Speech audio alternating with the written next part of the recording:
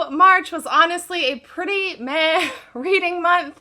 It wasn't the absolute worst, but I definitely didn't read anything that I really loved or felt particularly excited about. Because I wasn't loving everything that I was reading, I didn't feel particularly productive or excited about reading. I read a grand total of 2,181 pages, which added up to 6 books in total that I completed. As far as ratings went, I gave 1 2.5 star, 2 3 stars, 1 3.5 star, and 2 4 stars. So the ratings were pretty all over the place, I guess. I also ended up not getting around to doing the buzzword challenge for March, which the word for March was secret. There aren't a lot of books with the word secret in the title that I either haven't read before or am interested in reading. I did buy a book to read, The Secret Lives of Color, which I am interested in getting to. However, I just didn't have time this month. So as usual, I will be talking about all of these books in the order that I liked them, from the book that I liked the least, going all the way up to the book that I like the most. So without further ado, let's just jump right in and talk about everything that I read in March. The book, unfortunately, at the very bottom of the list was Wakers by Orson Scott Card. This is a sci-fi novel, kind of a soft sci-fi novel of sort of the, I guess, kind of dystopian variety. I guess I would loosely call this a dystopian novel. If you saw my spring cleaning unhaul that I posted last week, you will have noticed that this was in my unhaul box. I did not really like this book very much for a number of reasons. This is the story of a character who wakes up in what sort of looks and feels like a coffin to him. It's in this dark warehouse space. He climbs out and looks around and sees that all of these coffin-like things are filled with people who are mummified, and starts to make some conclusions, draw some conclusions about where he is and why he is where he is, so on and so forth. This character, he eventually finds someone else and they start piecing together like what's going on. You don't really want to know more than that going into this book. Anything else I think might be a little bit spoilery. Suffice it to say, I did not love this book. I ended up giving it 2.5 stars for 2 main reasons. The first one being that the characters in this book, they were not very realistic. They weren't developed well. They weren't great characters, honestly. A lot of the conversations that they had were there was a lot of like emotion talk about how they were feeling, all their feelings, and like misunderstandings between them. It was extensive and pretty obnoxious. Also, this book like way over explained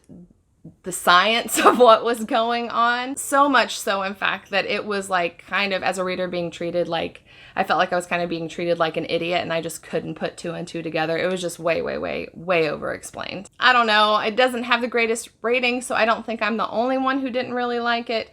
But it might work for you if you like books that are way more about just with tons and tons of dialogue and conversations and not a whole lot of action. You may enjoy that. If you do, absolutely pick it up. But for me, this was not a good read. Next up the list, we have Middlegame by Seanan McGuire. I know that this book is a favorite to many people out there, so if this is your favorite book, please skip past this. I do not mean to insult you, but this book, I didn't think that this was as great as a lot of people do. I think this book can probably be considered like an urban fantasy, though the fantastical elements of this book I think were pretty minimal.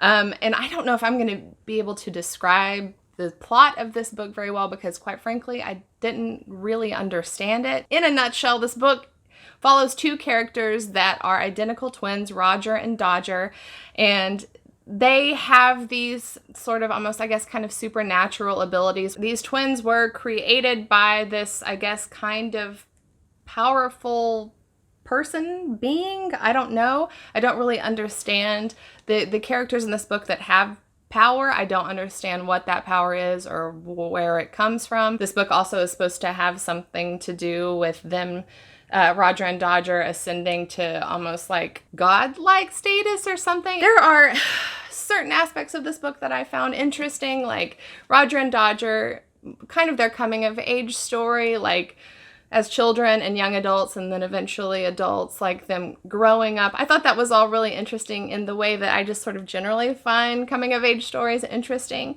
but how this all related to this like supernatural power and whoever they were supposed to become. I just didn't get it. A lot of the meaning in this book is just not given to you. There aren't a whole lot of explanations, and you have to be very okay with that. And I generally am, but this was just too out there for me. I don't know, maybe I am a dum-dum, but I need the needle threaded a little bit more clearly than this. I don't get this book. Still, there was some entertainment value in it, hence I ended up giving it 3 stars. But I don't understand this book. I don't understand really what it's about, really what it's trying to do or say. I mean, if you do, great. I would love to love this book, but because so much of it was lost on me, I just thought it was okay. Next up the list, we have Dune Messiah by Frank Herbert.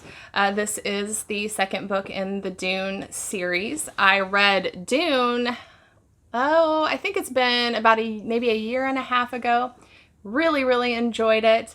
And kind of, from what I'd understood, I sort of assumed that this was going to be pretty similar to Dune, the first book. It kind of seemed to me like just a direct, just kind of continuation of that storyline.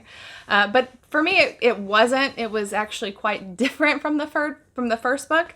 If you're unfamiliar with Dune, this is a fantasy series. The series really straddles the line well between sci-fi and fantasy. First of all, the reason I enjoyed Dune so much is because it was very action-packed. It's about a family that they're basically sent to this planet that's colloquially called Dune. They're sent there, they're like a ruling family. They're sent there to basically have power and rule to a certain degree on this planet, and there are other powerful families on the planet, and so it has this sort of very Shakespearean feel to it, where these families are just at each other's throats trying to grab as much power as they can and doing all kinds of like twisted scheming, like political scheming things. And there's also just a lot of action, like characters being captured and escaping and fleeing, like just very adventurous and action-packed. This, on the other hand, Dune Messiah, for me just wasn't. This was a much quieter book and felt to me like more of a setup for the third book, Children of Dune. A lot that happened in here, which as far as action goes, not a lot happened. This was also a very dialogue-heavy book, very conversation and working through things, and there was some like political manipulation, but just not a lot of action. It just wasn't that interesting to me. It was still fairly entertaining to me. I mean, I did end up giving this book 3 stars, mainly because I do enjoy the characters in the book, and I really like the atmosphere of Dune and what, I don't know, the planet is such a cool planet. It's just like this barren like desert, and the sort of survivalistic qualities that the people have to take on to live here. I don't know. It's a very cool place and a very cool setting. But this, for me, it was okay. I don't know that I'm going to read on in the series. I think this may be it for me. So take that as you will. Next up, we have The Rivers of London by Ben Aaronovitch. This is a urban fantasy series, and it reminds me a lot of the Dresden Files, but British, a lot more British, and also the main character, the detective type character, just isn't as interesting to me as Harry Dresden. So this is the story of this detective named Peter Grant. A murder has occurred, and he's just trying to figure out how and why it's happened. And in order to do so, has to kind of rub elbows with these like fantastical creatures. It's like a murder mystery type of novel, and it's also a little bit procedural, which isn't my favorite, but I did like the sort of atmosphere in this book. I ended up giving this book 3 stars, and which I think was a pretty fair and accurate rating. I think it's just, being the first book in the series, I think I really am just going to have to give it some time to hit its stride. The writing and the pacing weren't the strongest in this book, but I feel pretty confident that in the next book and in the following books, that will probably tighten up and get a little bit better. So I will continue on in it, but this was pretty middle of the road. Entertaining in some parts, kind of drug in other parts, but overall, I enjoyed this book. Next up the line, we have Death's End by Cixin Liu, which I talked about this very briefly in my February wrap-up because I was in the middle of it. It ended up taking me a while in March to wrap it up. I figured I would be done in just a few days, but This book became quite dense and quite heavy the closer it got to the ending. So I think I was probably reading this for at least a week into March. Honestly, I did really enjoy this book. And I enjoyed this series. I think this is like an incredibly impressive series conceptually. The way it's written, just the ideas in these books, I've just never read anything like these. That being said, I think that this book just went a little too far. It went on a little bit too long. I would say probably at least the last quarter of this, it was just too much. I don't want to talk too much about the plot of this book since this is the last book in the series and I don't want to give any spoilers, but suffice it to say, this is a kind of, the series is like a first contact type of series. And in the final book, there was a lot of wrap-up that happened, and I think the problem was that there was too much wrap-up in this book. It just went too far, sort of, not only just wrapping up this plot, but sort of, it went overkill and like explaining everything, and I mean literally everything. I think this book honestly could have and probably should have been broken into 2 books. This should have been a 4-book series instead of a 3-book series, in my opinion, because I feel like, the 2/3 to 3/4 had the series wrapped up, and then that last bit, it really could have been its own book. It was just overkill. It was overkill for me. So I ended up giving this book 4 stars. For the bulk of this book, though, it felt like a 5-star book. For the bulk of this book, it felt like the best in the series. But that last bit, it was too much for me. So I think that the second book in the series, The Dark Forest, remains my favorite of the 3 because of that. But this series was just amazing, and it is hard sci-fi, and it is really intense to get through. It's a very intensive read. So if you're interested in that at all, just know this is not like this. I wouldn't call this a beginner sci-fi by any stretch of the imagination. So definitely know what you're getting into.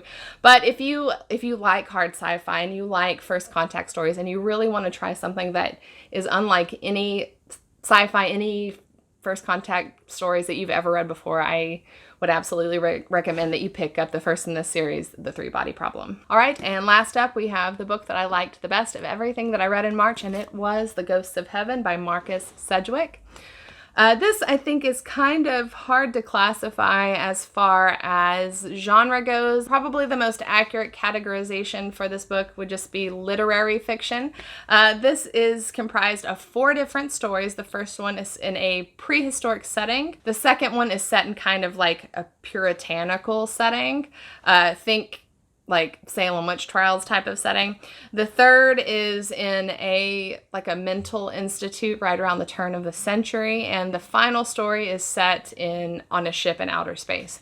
And kind of the thread running between all 4 stories is this idea of the shape of a spiral. It's not deeply explained. It is just sort of treated as this almost like mystical imagery that sort of threads all of human life together.